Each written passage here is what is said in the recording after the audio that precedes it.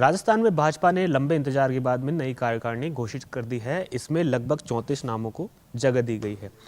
आपको बता दें, जिसमें 9 उपाध्यक्ष हैं और 4 महामंत्री, 7 मंत्री, 1 कोषाध्यक्ष और 1 सह कोषाध्यक्ष और 1 प्रकोष्ठ प्रभारी और 7 प्रवक्ता इस नई कार्यकारिणी में बनाए गए हैं। लंबे इंतजार के बाद में जिस तरीके से कार्यकारिणी की घोषणा की गई है, उसमें ज़्यादातर जो चेहरे हैं पुराने चेहरों को भी काफ़ी तवज्जो दी गई है। और जिस तरीके से चर्चा चल रही थी कि जो कांग्रेस से बीजेपी में लोग आए हैं उनको भी कहीं ना कहीं कार्यकारिणी में जगह दी जाएगी, लेकिन ऐसा देखने को नहीं मिला है। नई कार्यकारिणी में कुछ पुराने चेहरों को जगह दी गई है, साथ ही कुछ ऐसे चेहरों को जगह दी गई है जो पहली बार नई कार्यकारिणी में शामिल हो रहे हैं। ऐसे में आपको बता दें, पहले इस कार्यकारिणी में जो पहले की कार्यकारिणी थी उसमें पहले 10 उपाध्यक्ष थे, जिनकी संख्या अब 9 कर दी गई है। साथ ही और जो नाहर सिंह जोधा है और मुकेश दादीच हैं और डॉक्टर ज्योति मिर्दा है, उनको दोबारा से इस कार्यकारिणी में उपाध्यक्ष का पद दिया गया है। वहीं दूसरी तरफ सुरेंद्रपाल सिंह टीटी और बिहारी लाल बिश्नोई और छगन माहुर और हकरू माइडा और अलका मुंडा और सरिता गेना नए उपाध्यक्ष बनाए गए हैं। ऐसे में उपाध्यक्ष के जो नाम है वो इस जो लिस्ट है नई कार्यकारिणी की, इसमें 9 उपाध्यक्ष को जगह दी गई है। वहीं खास चेहरों की काफ़ी चर्चा इस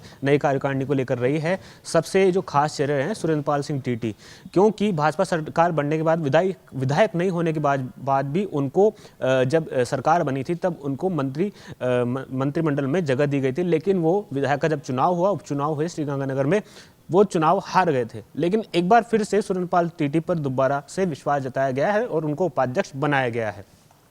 वहीं बात करें दूसरी ओर श्रवण सिंह बगड़ी, तो श्रवण सिंह बगड़ी को फिर से मौका मिला है। प्रदेश महामंत्री के पद पर श्रवण सिंह बगड़ी को यहां पे दोबारा जिम्मेदारी दी गई है। वहीं इसके अलावा भूपेंद्र सैनी और मिथिलेश गौतम, कैलाश मेघवाल को भी महामंत्री बनाया गया है। तो ऐसे में नई कार्यकारिणी में जिस तरीके के जो नामों की चर्चा है उन पर कहीं ना कहीं पहले से चर्चा चल रही थी कि इनको जगह दी जा सकती है, वैसे ही इस कार्यकारिणी में इन नामों को जगह देखने को मिल रही है।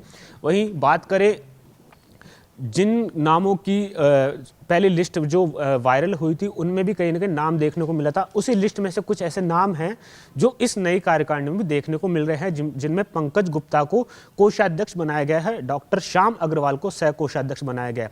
ऐसे में जिस तरीके की जो चर्चा है पुरानी जो लिस्ट थी उसमें भी देखने को मिली, जिसमें वायरल हुई थी लगभग 2 से 3 बार लिस्ट बीजेपी नई कार्यकारिणी की जो वायरल हुई थी, उसके बाद में जिन नामों के 1-2 नाम हैं वो इस लिस्ट में देखने को मिल रहे हैं। वहीं आपको बता दें, मुकेश पारिक है जो कार्यालय सचिव के तौर पर यहाँ पर दोबारा इनको जिम्मेदारी दी गई है और सोशल मीडिया प्रभारी के तौर पर हरेंद्र कौशिक को यहाँ जिम्मेदारी दी गई है।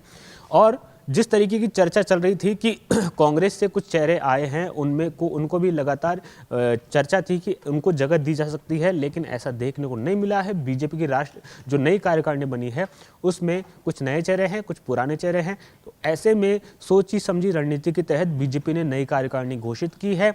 वहीं अब देखना होगा कि संगठन को किस तरीके से ये नई कार्यकारिणी आगे लेके जाती है, क्योंकि काफ़ी लंबे इंतजार के बाद नई कार्यकारिणी घोषित की गई है।